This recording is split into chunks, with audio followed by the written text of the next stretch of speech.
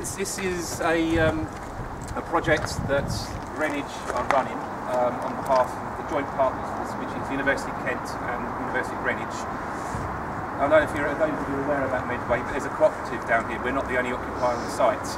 We have our own estate, which is pretty much the top, that's Greenwich. Kent have got that area over there, you can see some Kent buildings with their logos on.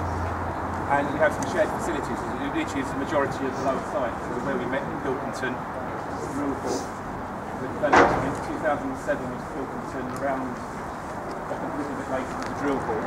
And this is basically a continuation of the joint venture project to develop buildings for use of both institutions. So this is the last unrefurbished building on campus. It was Edwardian in age, which makes it about 100 odd years old. And originally it was two main halls. This elevation you can see here, this was a bowling alley or a skittles alley, and then running north to south, and you can just see the apex there of the gable end, is a swimming pool. It is apparently one of the last remaining examples of Edwardian military swimming pools. Can't imagine there'd be that many in the first place, but it's still there. It's been vacant since probably the early 80s when the Navy left, and so hasn't been used in any way, and has deteriorated obviously quite significantly since in the last sort of 20 odd years until now. So what we're trying to deliver here is through like the student satisfaction surveys, NUS surveys, trying to see what the students want. They felt they needed a home, a hub, something that wasn't just purely academic purpose, like a student centre. What we have at the moment, we've got Cooper's Bar down the far end in Jellicoe.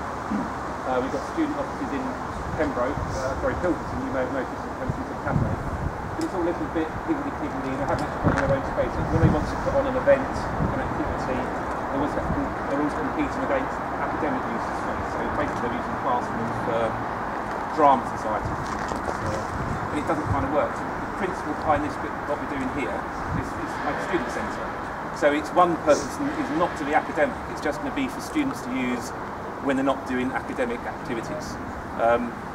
So what we're trying to create, using those principally two rooms or two halls as I suggested, is three flexible space areas, and a student accommodation office and a cafe bar. And I'll explain a bit more detail as we go around, but the principle is it tries to be flexible because it hasn't got a defined use.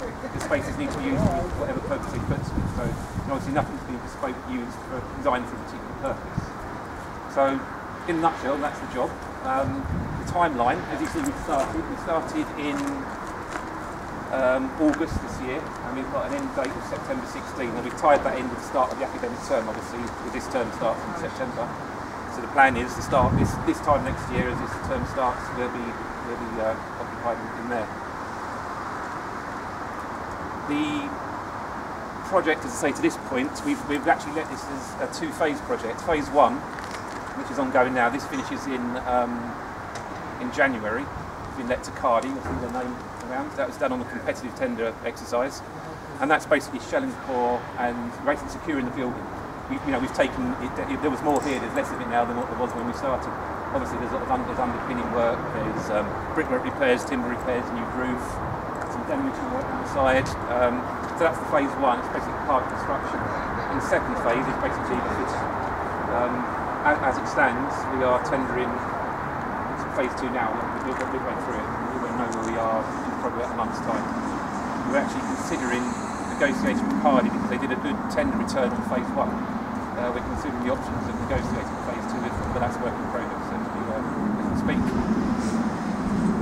So briefly, that's the project, and I think what I'll do is I'll walk you through it and I'll explain how it's laid out and where we are as we walk through. Unless anyone's got any questions on that overview. Okay. Did you say value anywhere? No, yeah. No one's asking me that value. The project value is 4.6 million. And that's all in, that's including consultancy fees, not just construction costs.